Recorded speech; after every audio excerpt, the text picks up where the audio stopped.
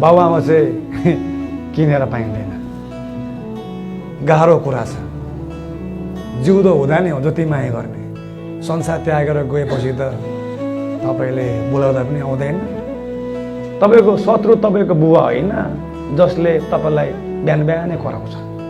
तपाईँको शत्रु तपाईँको आमा होइन, हुनु त बाबुआमाले खासै कराएको त हुँदैन, तर हामीलाई कराइ चाहिँ लाग्छ। अनि जब आफ्नो जन्मिन्छ अनि थाहा हुन्छ यो कराएको त होइन रहेछ भनेर। बाबुआमाको माया चाहिँ छोराछोरीले आफू बाबुआमा भएपछि मात्रै बुझ्छ।